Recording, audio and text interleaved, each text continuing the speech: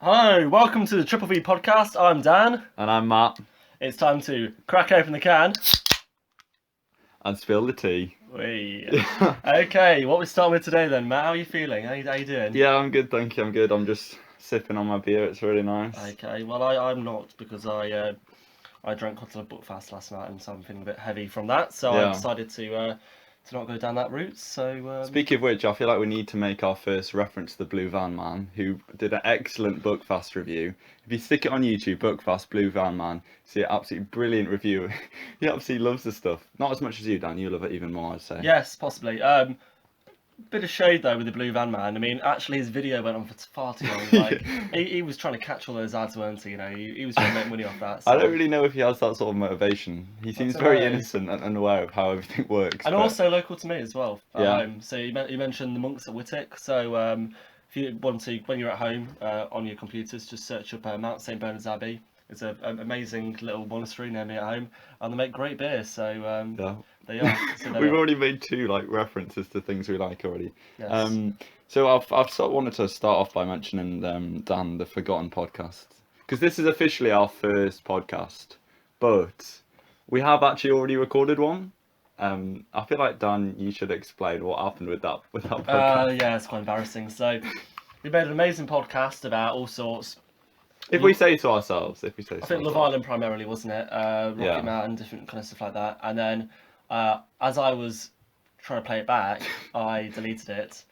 And so that's forever in memoriam gone, isn't it? So yeah. It is lost to history, really. It is, yes, yeah. But we're considering that as like a tester. I think so, yeah. A tester for something that hopefully it helped us improve our skills. Now we're here back again. Possibly, yes. Yeah, maybe. If you're listening to us now, that means we have failed. We know we've succeeded in not deleting our podcast. Yes. That's something we've improved from last time. Yeah, I guess, yeah.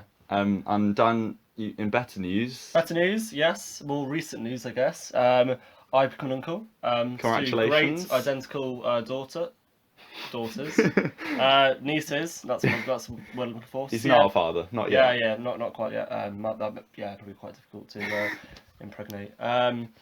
So yes, I've become an uncle to Sienna and Poppy. By the crack of dawn, and that's brilliant. So I went to go and see them the other day, and they're both doing really, really well. Sorry about the noise, just having some audience participation in the background. So I went down to go and see them, or up to go and see them in Sheffield, and they're both doing really, really well. So one of the good kind of thing about being an uncle, no responsibility. So you get all the best things about the babies, but none of the kind of nappy changing or feeding or whatnot. So yeah.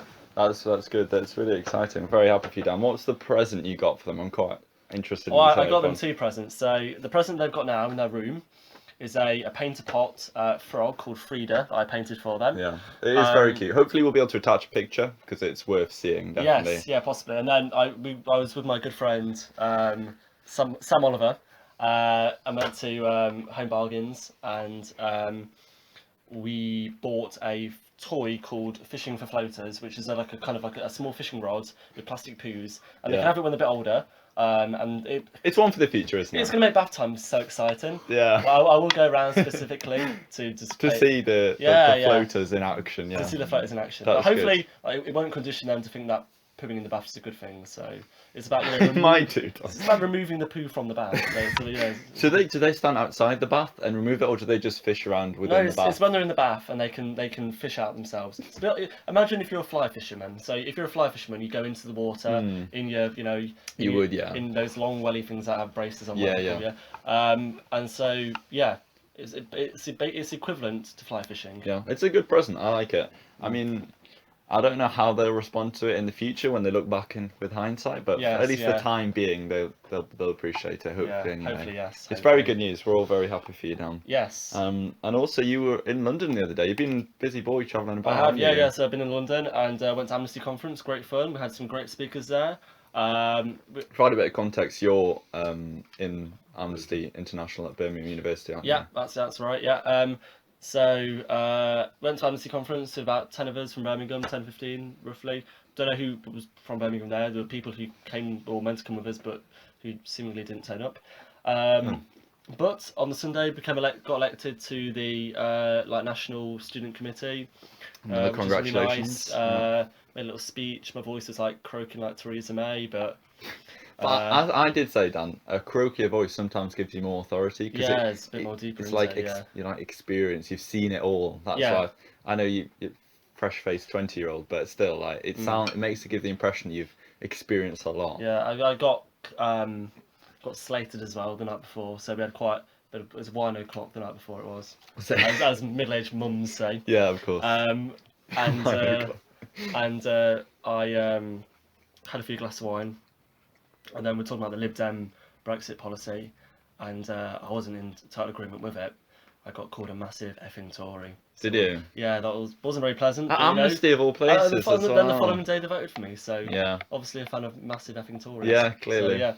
I guess that's a nice segue to probably the biggest thing in politics and coming up to the general election. There's something more big than that in politics. What's that? The election of the new Speaker of the House. Okay, fair enough. Okay. Well, first of all, I think we should encourage everyone to register to vote. Exercise your democratic right. You know, it's such an important thing that we've all been allowed to have. We should have that right. And if you go on the government website, it's easy enough to vote. You can do it by postal. I know. I quite like going to the polling station because it's quite exciting to be there and like put it in. I remember in the European elections, as a little group, we went to do it, and it was really fun. Yes, yeah. And also, just to point out that not only women died for their vote, a lot of working class men also died for their vote as well. So it's very important that you go out and vote. So you know the charters and whatnot. So it's a pretty important election. It's pretty important. We saw a very funny video of Boris Johnson just before, didn't we, Dan? Yeah, it's that kind of Vogue style video, isn't it? You know, where he was being followed by a cameraman. Yeah. The a YouTube channel, I can't remember what it's called, did this video with Kim Kardashian where she's like walking backwards through her entire house, and it's so bizarre. That's the Vogue thing. Yes. Is that the Vogue thing? Yeah. Well, that's what it reminded me of. And to be honest, I think the Kim Kardashian one's slightly more bizarre, but the Boris Johnson one's not far off it. Yeah, he's a fan of Clash. We know that. All the Rolling Stones. You know. Whatever you make of that. Yeah. I don't make much of it really. Apart from it's probably a lie. Probably because he wants to appeal to people, doesn't he? Yeah, probably, yeah. But no, I thought it was an interesting technique. I think the Tories aren't winning the social media war as of yet. No. So. Well, Labour have momentum, which is a very powerful social media tool. Yeah, did you see the video on Batman? I don't know if you saw that one. I've not seen it, no. So it's a play on the new Batman film, and it's the new Joker film, but Batman's in this particular video, which he isn't in the Joker film. Spoiler alert. And I've had some very kind of heavy breathing from some of our audience. But anyway, so it takes the piss out of that really, and kind of says, you know, Batman, why do you need to have a Batmobile or a Bat yacht or a Bat plane? You know, it's very funny. And what's the message? Like basically, billionaires have too much money. Oh, I see. Yeah, that's fair. Which, I mean, I personally think they do. But anyway, that's a matter for another day. Anyway, so we'll have to see what happens. It's pretty important in terms of Brexit. Yeah. It's important in terms of climate change.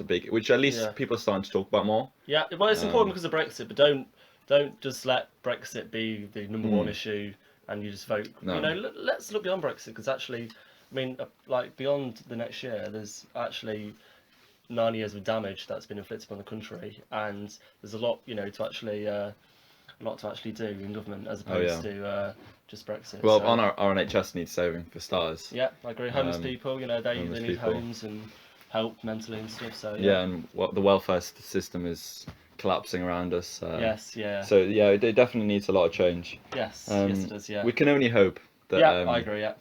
Well, we'll see what happens, but I think from how we're speaking, it's quite obvious, you know, what we think. So yeah, we'll certainly do a podcast post general election. Yeah, either crying or weeping. Well, weeping or crying, or you know, hopefully happy, but we'll see. I mean, probably crying, but let's hope not. Yeah, we'll see. Touch wood. We'll see, so I wanted to mention England have a pretty significant game tonight, in that it's their 1000th international game. Yeah. Which is pretty cool. That's a lot of football games. The actual game itself is going to be a pretty non-event, I think. Playing Montenegro. Yeah. I expect lots of goals. I expect to win. But the drama surrounding it is the exclusion of Raheem Sterling as a candidate for the match squad. I've heard about this. Yeah. Yeah, well, he and footballer Joe Gomez, who plays for Liverpool, had a bit of a scrap, and I don't. There's been a lot of like debate about whether it should have been made public. Okay. There's actually a picture of Joe Gomez with a scratch on his face, which we're not sure if it actually, because you can attribute any sort of scratch to I think a scratch is unusual, isn't it? Like as an actual. a little like, bit. It's quite a big if you scratch. Scratch people like. Yeah. I don't know. I imagine Sterling giving a foot as opposed to a scratch. Do you think? Yeah, I'm not. That's not like I'm not going to libel Raheem Sterling. No, here, but all of this I'm is not just saying allegations. I'm not saying he punched someone. I'm saying he's more likely to punch someone than scratch them. Perhaps. Well, Perhaps, all we know is that we think tensions brought over from the game at the weekend when Liverpool played Manchester City. They had a bit of an altercation in that game. We think it might have led to this training ground incident. Completely unheard of for Gareth Southgate to be so public about it, though. Do you know what Goebbels said on Match of the Day or something? What's his name? Goebbels? What does he call it? Well, no, he looks slightly Goebbelish, doesn't Rio he? Ferdinand. Rio Ferdinand, yes. I mean, for the record, we do not think Rio Ferdinand is in any way associated with Goebbels, except for Dan thinks he looks slightly like him. Politically, I don't like Rio Ferdinand, but not for the Goebbels connection. Okay. Of which there is none. Okay, but I mean, like they do look What did Rio say? I mean, I heard on Grapevine that Rio Ferdinand said that like people are blaming Raheem Sterling. No, people. Joe Gomez. He's been hung out to dry. Rio Sterling I see. Rio Sterling, yeah. Raheem Sterling. So, to be clear, Rio Ferdinand said Raheem Sterling is being hung out to dry by the British media, which I mean is a general thing that we can all accept because he has been destroyed repeatedly and unfairly. Yes, I agree. Yeah. For example, the gun tattoo that he got was that went. I mean, Piers Morgan in particular. I think so. Yeah. I mean, like that was bad. If you were to get a tattoo anywhere, of a gun, where would it be? To be fair, legs quite good. Legs. Okay. Because it depends how big you want. If you want a little small one on your ankle. If you want a small one, where are you going to put that? On your ankle, yeah. Okay, yeah. But I don't think I'd want a tattoo of a gun. No. I understand why he did. He had personal reasons for it. His dad was shot, I think, and I believe it's a tribute to him. Which I think, an odd tribute. That, it's the weapon that was used to kill him. Yeah, but what position is Piers Morgan into, like, it? It's Raheem Sterling's body, and frankly, I don't think it encourages guns. Yes. But you're going to talk about how the game is a very special game because of its... I got a bit distracted by the whole drama. Well, I mean, it's only really special in the fact that it's the 1000th game. Okay, that surprised me. I thought they would have played more than 1,000 games in the history, but... Yeah. It doesn't surprise me that much, to be honest. That's the only thing that's exciting about it. I mean, Montenegro, it's probably not going to be much of a test. I mean, saying this now, the listeners may be scoffing at because we've already been beaten by the time you're listening. But as far as I expect us to win. So scoffing, yeah. We'll have to see. Can we ban the word scoffing from the podcast? I'm not a fan of the word scoffing. All right, sorry. Okay, fair enough. So also we need to talk about the strike action. Yes, we do. Yes. Because it's not countrywide. Only a certain number of universities are actually going to be affected. But our university of Birmingham, and in particular our degree, history degree, is going to be very heavily hit by the strike. I personally would like to say my support for the strikers because I believe that they're striking for good reasons. Yeah, I mean, you don't lose a day's pay easily. You don't do it lightly. Well, more than days pay. I mean, yeah. So, it would be 8 days. 8 days of pay, which is quite a lot. Yeah, it is a lot. It's so big context. It's the UCU union, and it's a national dispute over pay, conditions, and pensions. And again, I'm trusting in my lecturers because I think they're, on the whole, decent people. I don't think they'd lose 8 days of pay quite easily. And I certainly don't think. Rather than I don't think they would sacrifice our education as well if they didn't believe it to be a significant cause. Yeah, I agree. Yeah. Like someone was telling me that the university website has been very much slandering the strikers. I mean, they've got to put forward their point of view, but I thought it was a bit heavy in terms of there was no chance for the other side to actually put their point of view. But I'm thinking they're probably presuming that lecturers and kind of seminar tutors are kind of saying in their seminars and lectures the reasons why they're striking and stuff and why we're going to miss out on certain bits of education. But they aren't the only workers on strike. Also, the mixed strike has been in the news. Just actually, the mixed strike. Interesting because very few McDonald's workers are unionised, and so very few actually going on strike. But Why do you think that is? why so few unionised? Yeah. Because if you're not, so I think having a trade union relies on having someone in the workplace who's already kind of politicised or is already kind of active in the kind of trade union movement. And so if you don't have anyone in the workplace, it's difficult to grow it from the ground up. Yeah. But I think actually with how big this mixed strike thing's been in the news, and it's also it's across the Atlantic. It's also in America. They're having similar strikes or have for a longer time than we have here. But I think if it grows, it could be something something quite powerful. I mean, you've seen the spoon strike as well. So Of course, the spoons workers, and they're the same union, the BFAWU, the Bakers Union. And so yeah, all good luck to them. And also like Definitely, I'll support. yeah, I mean, people are kind of spreading on Twitter, saying, oh, I was an apprentice plumber and stuff. Yeah, which I respect and like whatever, but like, it's not just because you had a poor wage as an apprentice plumber doesn't mean that people in McDonald's who live in London and work, from 2 a.m. to 10 a.m. in the morning don't deserve a good wage. Like, you should also be unionised. You should get unionised, and you should also demand better paying conditions at work. Like, that's not the fault of people who work in McDonald's. No.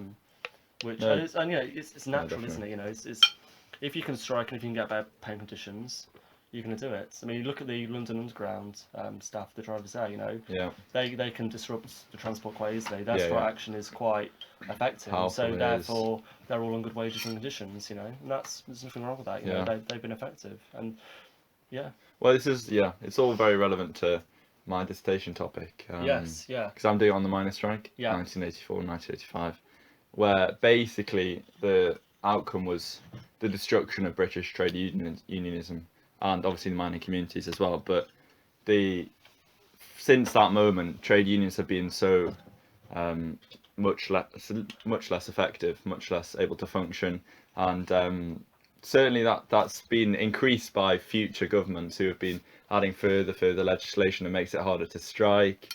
And actually, I'm intrigued as to whether my dissertation tutor is going to be on strike, because that would almost work nicely if my tutor on the strike will also be striking. Yes, yeah, I agree there.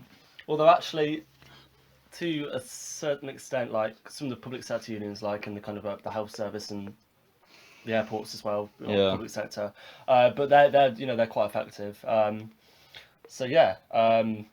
So you might have heard some giggles from the audience there. That mainly because Dan has decided to put on some sunglasses that are interesting to say the least. But where are they from? Well, it's funny you mentioned that, because I was recently part of a production called Lights Over Tesco Car Park. Yes, yeah. I had a very major role, I was assistant stage manager, which was really good. It was a great experience, and the theme of the whole production was sort of aliens and alien sightings, and Dan is currently wearing some glasses that look alien-esque. Yeah. I mean, I thought it was absolutely brilliant. We got the director in the room as well. Who did a sterling job, a really good job. Woo! Well done. Bit of a circle jerk there, but never mind. That's okay. So no, I thought that absolutely brilliant play. We got to laugh at the end. Sorry, we laughed throughout. We got to dance at the end. Yeah. So the premise of the play that made it so different was there was so much audience interaction. It really felt like everyone was part of it. Yes, yeah. I mean, so as it went through, we had individuals come up on stage and help tell the stories. I was glad I wasn't picked. So I went with two other friends, and we kind of gravitated straight to the back row because somebody was like, no, audience participation, no, thank you. But we got to sing as a group. We got to dance at the end, and it was lovely. Yeah, I really enjoyed it. It was I'm glad you enjoyed from what we normally see there at university. Very different. Yeah.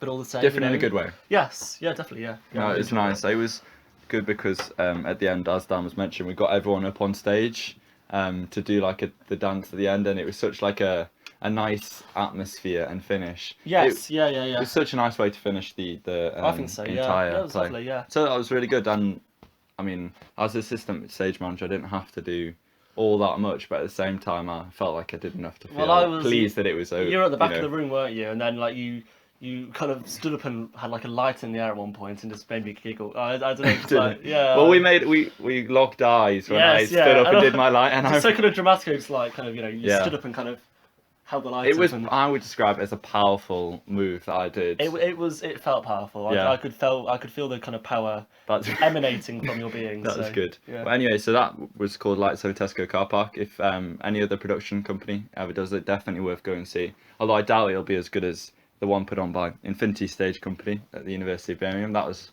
obviously the one I was involved in. So, anyway, so yeah, that was really good. I enjoyed that. Well, now then. Controversial, Dan. How much do you think a Kit Kat should cost? Oh, I don't know. How much should a Kit Kat cost? I don't know. Like 50p. Yeah, I mean 50p is fair, £1 probably, something like that nowadays. Well, maybe a four-finger £1, yeah. I Yeah, mean, yeah. You pay £1 for 4 fingers, wouldn't you? So. Yeah. But basically, recent news in terms of the whole Christmas sort of companies bring out new products. And Kit Kat have got a £25 Kit Kat. What a disgrace! I know, that's exactly my thoughts. Yeah. It's consumerism gone mad. Do you know what is on it- the is it Kit Kat that chunky makes or- it so expensive? It's not even a chunky one, it's a slim one. Is it four finger?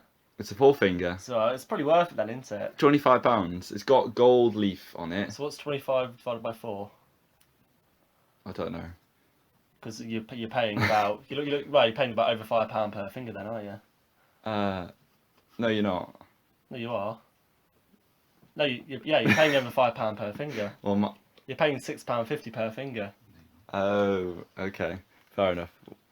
Maths. No, isn't- you're not. You're paying less than that. You're paying about £6.25 per finger. It's not important. Okay, I sorry, don't yeah. know. I'm not sure about the maths, but the point is, it's a disgrace how much a Kit Kat has cost. I And agree, yeah. It reminds me of the Freddo, which is So it's what- been so sad that it's just gradually increased. I think Freddo's worth over £1 now. Yeah. So why is the Kit Kat? Yeah, is that correct? Yeah, Why it is. why is the Kit Kat so expensive?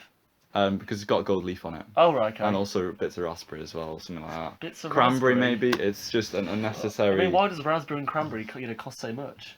I don't know. Okay. Because they're just trying to make it seem cool and, some sort of luxury product that everyone can splash the cash on for Christmas. Yes. There'll be a lot of very thankful grandmas, I think, this Christmas getting a 25 quid Kit Kat, I Does your reckon. grandma prefer 2 or 4 finger? I'm not going to comment on that. You've lowered the tone, lowered the tone. Bringing the tone right back up to where we want it to be. The John Lewis advert this year is released this morning, actually. Yeah. What did you think about it? I quite liked it. Yeah, I mean, I preferred last year's, but because I quite like Elton John. But Yeah, I it was thought a it good- was good. Yeah, I quite enjoyed it. Yeah, It was a long one. It was long, yes, but all the same, I thought it was very good. So, I like the little dragon, it's mean, very cute. what's your kind of favourite one of all time? I like the animated one with the bears, and I think it was Lily Allen's song. That really touched the heartstrings. I Yes, do okay. believe I cried to that one. It was Yes. really nice. Oh. It was such a good John Lewis advert. I also like the Man on the Moon one, but everyone gave that a load of stick for him being a creepy old man. Yeah. But it's just so sad that people have twisted a perfectly nice Yeah. moment into this horrible thing that the man's basically a pervert, which is so unfair and I mean, it's untrue. nothing compared to the Robert Dias advert, though, is it? Like, that is something else, that is. Yeah, I mean, Should we do a bit of context, or? definitely go search it on YouTube. Robert Dyer's Christmas advert. Yeah. We think it's a parody. Okay, yes. Well, I believe it is, yeah. It's kind of hard to believe that it would be true. It can't It's be so serious. No, awful. No, it's, Basically, everyone is so like wooden and not able to really perform any sort of level of engagement with at all. And then also there's a reference to everyone's sexuality and about how they accept gay and straight customers. It feels like it's something that doesn't need to be said. Yes, Like it was so odd. I mean, it's also it's slightly biphobic when it says, what's it say? I'm a bi customer or something, and I love everything here. Like, Oh, does it? Yeah, Yeah, it does, yeah. that's not ideal. But no, it wasn't biphobic. I think it's more of a joke, isn't it? So Yeah. I quite like it. I think it's quite funny. I mean, I've seen it about 6 times now because various housemates continue to put it on the television, Yeah, I know. despite the fact I don't want to see it. And speaking of videos I've seen plenty of times, this one of a ferret. Oh my god. Oh. Now, hopefully you can find the video if you typed in something along the lines of ferret with dancing ferret. I don't know, but basically a man or woman holds a ferret and moves it to a tune. I think we can get the tune for you now. If you just listen carefully. Yeah. So you can appreciate how that video may be extremely annoying, having heard it countless times. What a bop that is. The ferret is very cute. The ferret's adorable, yes. And it's being like danced along. But what actually, about my second favourite ferret video? There's one a lot better, in my opinion. No, that's quite good. It's got 21 million views on YouTube, and it's like a mother kind of ferret, and got some babies, and it keeps like dragging the owner's hand over to the ferret babies, and I think it's just adorable. that does sound really nice. Yes, I think we'll hopefully try and link all these videos so people can watch them after the podcast. 'Cause, I mean, they're not that. Yeah, it's difficult to kind of visualize, but the sloth one as well. Oh, don't let's not give it away. But I'll put a link in the description for the sloth one. If we can. can. If you like your baby sloths covered in lard and sulphur, you like this video. So. Okay, that makes it sound weird. It's a good video. It's very cute. So Dan, your favourite part of the podcast, I think, coming up now, it's the RuPaul segment of the podcast. Do you want to tell us about RuPaul? Yes, I can do. Yeah. You don't sound very enthusiastic. No, I'm looking at. We've got some notes for the show, and I'm just looking like what people have wrote and stuff. Okay, thank you for that. Right, RuPaul. I thought this was going to be like your most excited RuPaul, part. Yes, You're a massive fan. Yes, of course. So RuPaul has hit UK shores. It's kind of over halfway through the UK series. And I'll tell you what, it's been an absolute blast so far. How does it compare to the American original? Well, okay, right. The humour's better in the UK version, obviously. It's just more. It's more down to earth. It takes a piss more. They don't take itself seriously. It's totally anti-PC. It's funny. I'm a massive fan. To be fair, the queens in the US version are kind of more. They're more polished. They're more kind of they've got more. The more kind of couture and kind of more, Do you think they're more experienced? Possibly, but the UK queens are more, they're funnier and they can take themselves less serious. I like how they just seem like completely normal people. Yeah. Like they literally just, well, they are, but whereas the American ones seem a little bit more professional almost. Yeah, I mean, we were quite sad because poor old Something Wong, Birmingham, repping, Yeah, we like Something Wrong. Repping. Repping Birmingham. So she was good for the first week or so. Well, for the first week, and she went downhill very, very quickly. This is, by the way, no Tino shade, all Tino shade. If you're listening, Something Wrong, but it seems unlikely. Let's hope so. Dan is a big fan of your work, Something Wrong. So just if you are listening, not so much the David Attenborough. Yeah, David Attenborough was that was in the doldrums. That was. That was. I actually have. I've not seen all of them. The bits and pieces I've seen, but Dan has shown me the David Attenborough impression. Not the best. Yes. What was going on there? have a look in the mirror with that one, definitely. It's a bit savage. Sorry. Yeah. Well, I was bad though. Yes, it was awful. So have we got a kind of a clear favourite, or do we have like a who do we want to win? I quite like the Cheryl.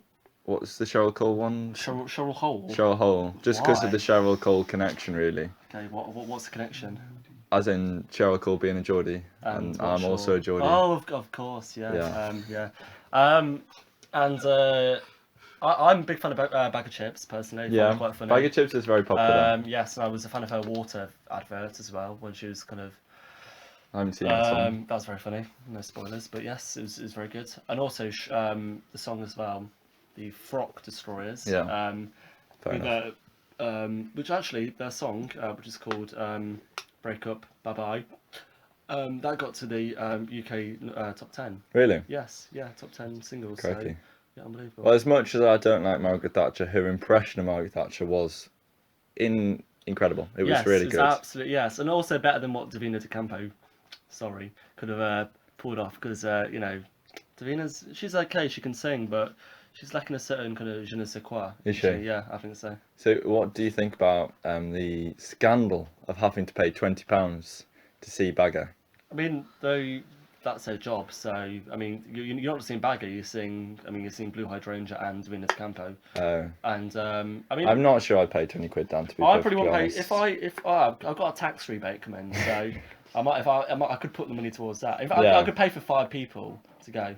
Bloody hell, it's a big tax rebate. I know, yeah. So Dan basically throughout our university lives has used this tax rebate that, there's always seems to be another tax rebate to justify spending of some sort. Oh, I've got my tax rebate spent. Oh, don't worry, tax rebate coming soon. £103 to go, yeah. Yeah, that is quite good, to be fair. But I mean, a bit of context, because I work quite heavily during the summer, and the tax man presumes I work that throughout the whole year, and so they think I'm working above the bracket. I'm not, and so therefore when they realise I'm not working like that, they give me some money back. So, and then you can spend it, go and see Bag of Chips. And then I can spaff it on what I like. So yeah, you can. Yeah, it's okay. I think if you get to ban the word scoff, I get to ban the word spaff. Is that okay? Scoff and spaff. Yes, okay, those are now banned words. Although we've somehow said them more often than any other word, but that's okay. We'll avoid them in the future. That's more than okay. So yes. When does RuPaul end? Like, it seems to be going on for quite a while now. There's 4 more people in the show. Sorry. And so I presume within the next kind of 2 or 3 weeks. Okay. Yeah, but I think it's been brilliant so far. So yes, all power to that show. Yeah. So yeah, that's good. I like the bit where I don't know which one it was, but she was talking about her experience as a teacher in school. Yeah. And that was quite heartfelt because it really brought the issue of what they sometimes suffer. Yeah, I mean, I think partially why I like it more than the American one is because I think because the BBC are funding it, they have to have some kind of educational or some kind of actual deeper kind of message, discussion and whatnot. And there's been some really kind of interesting kind of political, personal kind of stories and conversations which have been quite interesting. And you just don't get that in the US one. So no. Especially when Blue Hydrangea was talking about being gay and growing up in Northern Ireland, I found that really interesting. Yeah. But yeah, as a programme, I think it's brilliant, and more people have to watch it, and a second season, or a second series, as it's in the UK, has been commissioned. Yeah. So they're looking, if That's good.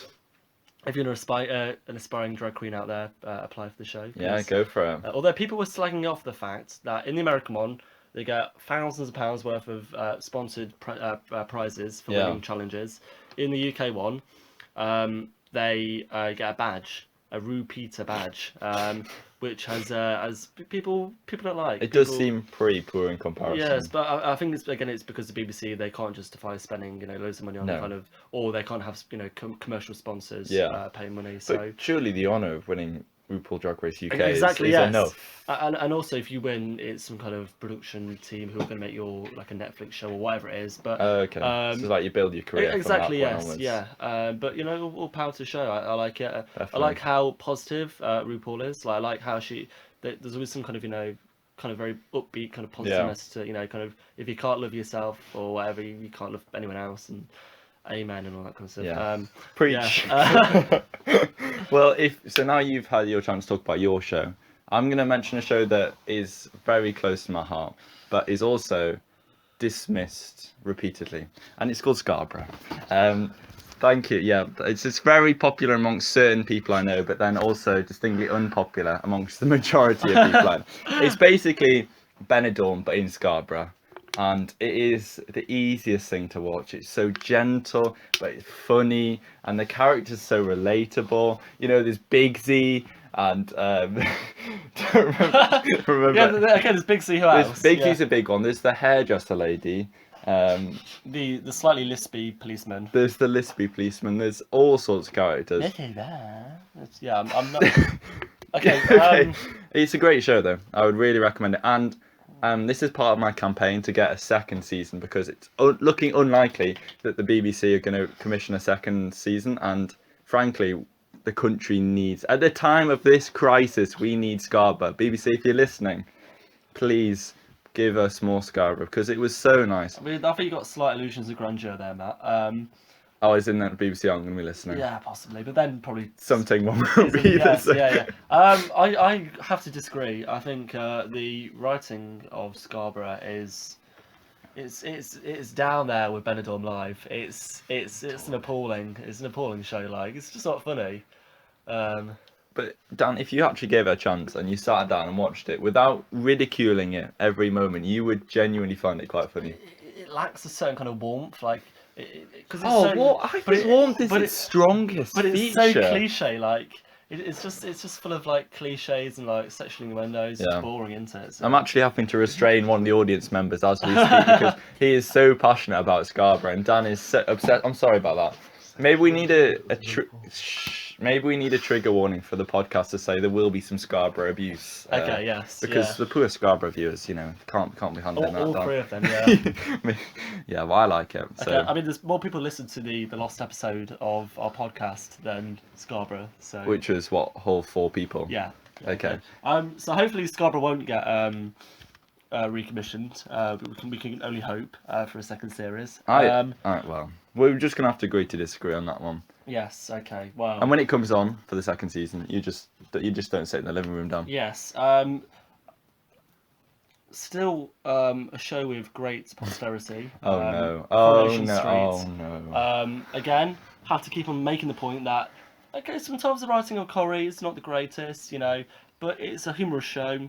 I just don't find it humorous. How can you not find it humorous? I mean, Tyrone's grandma, played by Maureen Lipman, bloody hilarious.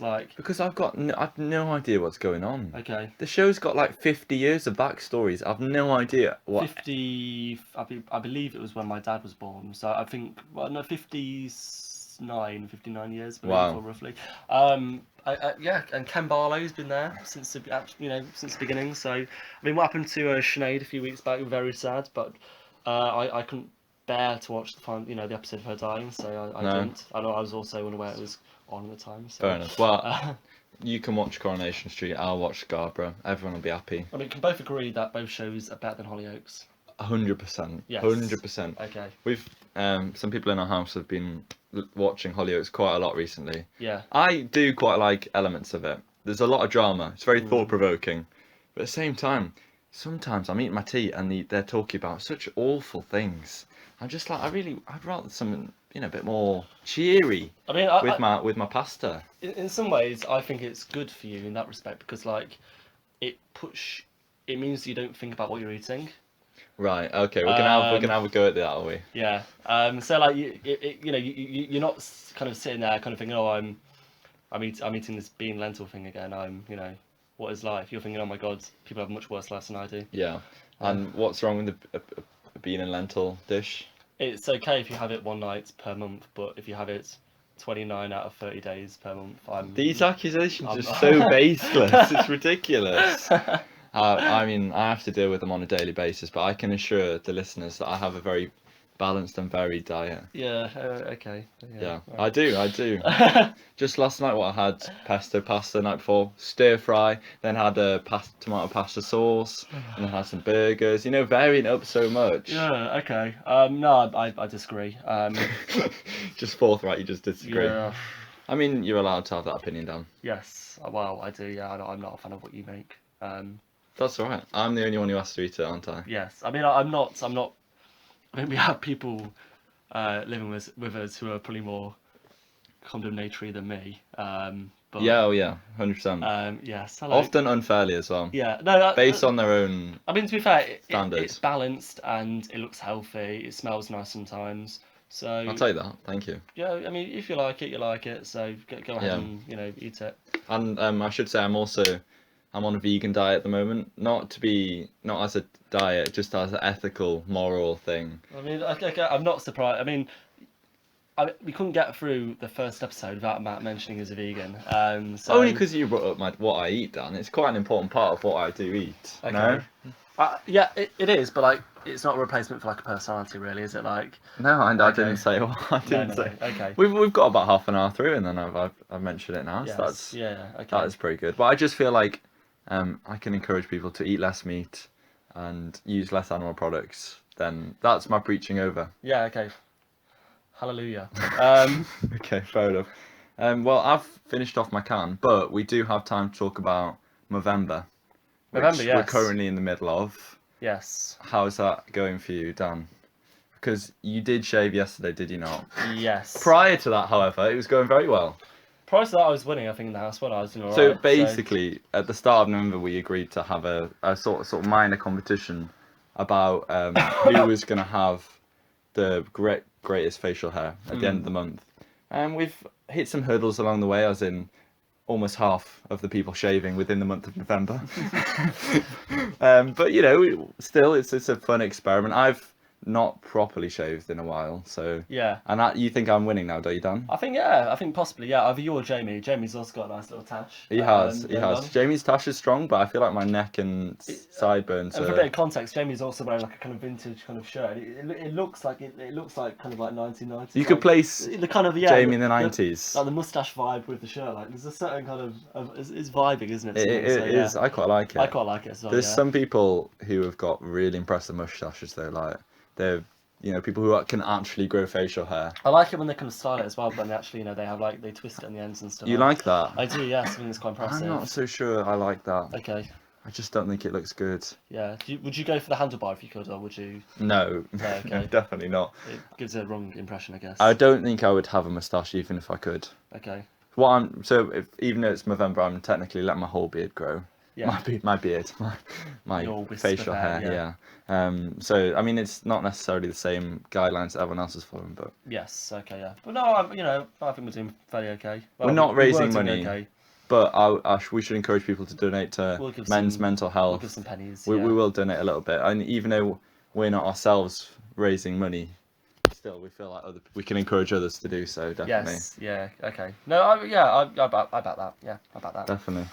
Well, yeah, my can's finished now. Is it? Okay. It is. I think that's the end of the Triple V podcast. The first time. I think so, yes. Well, yeah. Technically second time, but the first time you guys will ever have heard it. Exactly, yes. So you've been listening to the Triple V podcast. I've been Dan. And I've been Matt. Thank you for listening, and tune in next week. Bye.